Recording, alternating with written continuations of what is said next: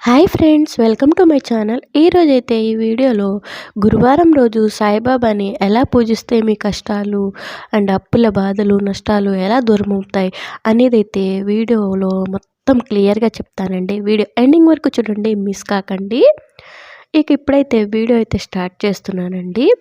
గురువారం సాయిబాబా ఆరాధనకు చాలా పవిత్రమైనదిగా భావిస్తారండి అందరూ. అందుకే సాయిబాబాను విశ్వసించేవారు ఆయనను పూజలతో పూజించడమే కాకుండా ఆయన ఆశీస్సులు పొందేందుకు ఉపవాసం కూడా ఉంటారండి. సాయిబాబాను హృదయపూర్వకంగా ఆరాధిస్తే తన భక్తుల కోరికలు తీరుస్తాడని విశ్వాసం అండి. ఎవరైనా షిరిడి సాయిబాబాను మనస్ఫూర్తిగా ఆరాధిస్తే, ఆయనను స్మరిస్తే సాయిబాబా తమ జీవితంలో ఆనందాన్ని నింపుతాడని భక్తులకైతే నమ్మకం అండి. గురువారం రోజు చేసే పూజ విధానం ప్రాముఖ్యతను ఈరోజు తెలుసుకుందామండి. షిరిడి సాయిబాబా మహిమ అపరిమితమైనదని భక్తుల విశ్వాసం. ఆయన ఎప్పుడూ కులమత భేదాలు, జీవుల మధ్య వివక్షత చూపలేదండి. ఎవరైతే భక్తితో సాయిబాబాని పిలుస్తారో తన భక్తులను తాను చేరుకుంటాడని ప్రజలైతే నమ్ముతూ ఉంటారండి. గురువారాల్లో ఉపవాసం ఉండటం వల్ల సాయి ప్రత్యేక అనుగ్రహం తన భక్తులపై కురిపిస్తాడండి. సాయిబాబా ఎప్పుడు సబ్కా మాలిక్ ఏక్ హై అనే సందేశాన్ని అయితే ఇచ్చేవారండి. విశ్వాసాల ప్రకారం సాయిబాబా తనను పూర్తి విశ్వాసంతో పూజించే భక్తులకు ఎటువంటి కష్టము ఎదురైనా వాటిని తొలగిస్తాడని విశ్వాసం అండి. ఇప్పుడు సాయిబాబా పూజా విధానం అయితే తెలుసుకుందామండి. సాయిని పూజించాలంటే ముందుగా గురువారం బ్రహ్మ ముహూర్తంలో మేల్కొని అభ్యంగ స్నానం అయితే ఆచరించాలండి. స్నానం చేసిన తరువాత సాయిబాబాను ధ్యానించాలండి. గురువారం ఉపవాస దీక్షను చేపట్టాలండి. శరీరం మనస్సు స్వచ్ఛంగా ఉండేలా చూసుకొని సాయిబాబా విగ్రహం లేదా చిత్రపటం ప్రతిష్ఠించి దానిపై గంగాజలం చల్లండి. విగ్రహంపై పసుపు రంగు వస్త్రాన్ని ఖచ్చితంగా ఉంచాలండి. సాయిబాబా విగ్రహానికి కుంకుమ, పూలు, అక్షింతలు కూడా సమర్పించాలండి. పళ్ళెంలో అగరబత్తులు, నెయ్యి వేసి సాయిబాబాకు హారతి అయితే ఇవ్వాలండి. ముఖ్యంగా విగ్రహానికి పసుపు పుష్పాలను సమర్పించండి. అనంతరం అక్షత, పసుపు, పువ్వులను చేతితో తీసుకొని బాబా కథనైతే వినండి. సాయిబాబా పూజకు పసుపు రంగు శుభప్రదంగా పరిగణించబడుతుందండి. అందుకే బాబాకు పసుపు మిఠాయిలను మాత్రమే సమర్పించండి. పూజ అనంతరం నైవేద్యం పెట్టిన మిఠాయి ప్రసాదాన్ని అందరికీ పంచండి. మీరు దానం చేయగలిగితే మీ సామర్థ్యం మేరకు అన్నదానం కూడా చేయండి. సాయిబాబా ఉపవాసం ఎప్పుడు ఆచరిస్తారు అనేదైతే చెప్తానండి. సాయిబాబా వ్రతాన్ని ఆచరించడానికి గురువారం అత్యంత విశిష్టత కలిగిన రోజండి.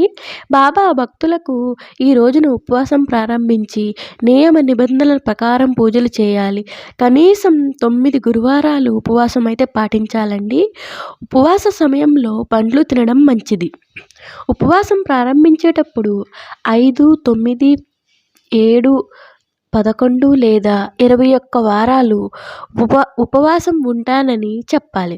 గురువారం రోజున ఉపవాసం ఉన్నవారు ఈ రోజున పేదలకు ఆహారాన్ని అయితే అందించాలండి. తమ శక్తి మేరకు దానాలైతే చేయాలండి. పేదలకు సేవ చేసిన వారి పట్ల సాయిబాబా చాలా సంతోషిస్తారండి.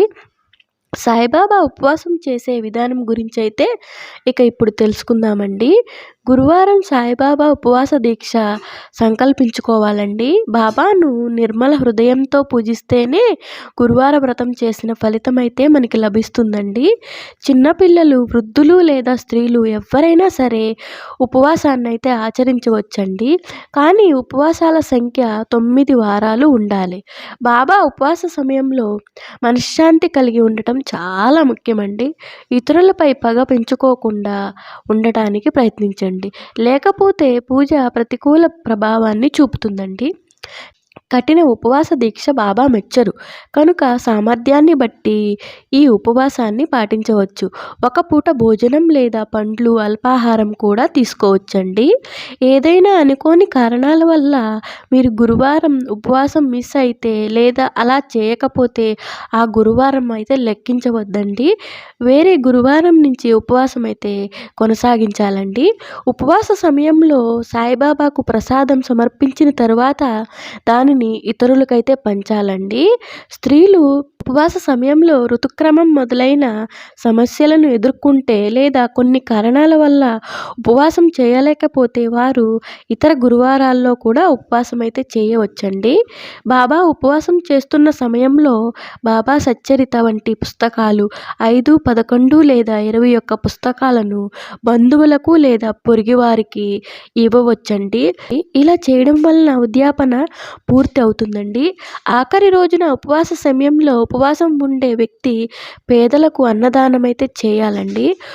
ఉపవాస సమయంలో సాయిబాబా ఆలయాన్ని సందర్శించి దీపం అయితే వెలిగించాలండి. ఉపవాస సమయంలో మీరు టీ, పండ్లు మొదలైన వాటిని కూడా తీసుకోవచ్చండి. ఇక సాయంత్ర వ్రతం సమయంలో చేయకూడని తప్పులండి. ఇక సాయి వ్రతం సమయంలో చేయకూడని తప్పులేంటి అనేది ఇప్పుడు తెలుసుకుందామండి.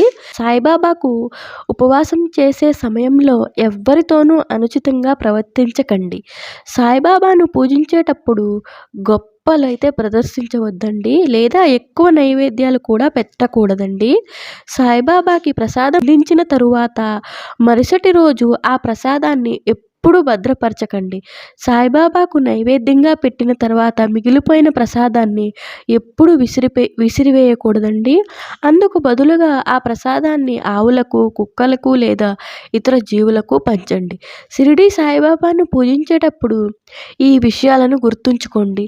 లేకపోతే మీరు బాబాని పూజించిన పూర్తి పుణ్యాన్ని అయితే పొందలేరండి. ఇదండి సాయిబాబా గురువారం పూజా విధానం, ఉపవాస దీక్ష. మీకైతే వీడియో నచ్చితే లైక్ చేయండి, షేర్ చేయండి, కామెంట్ చేయండి. ఇలాంటి మరిన్ని వీడియోస్ కోసం నాకైతే సపోర్ట్ చేయండి ఫ్రెండ్స్. వీడియో మీకు నచ్చిందని అనుకుంటున్నాను. ఆ సాయిబాబా అనుగ్రహం మీపై ఉండాలని మనస్ఫూర్తిగా నేనైతే కోరుకుంటున్నానండి. Thank you for watching. By bye friends.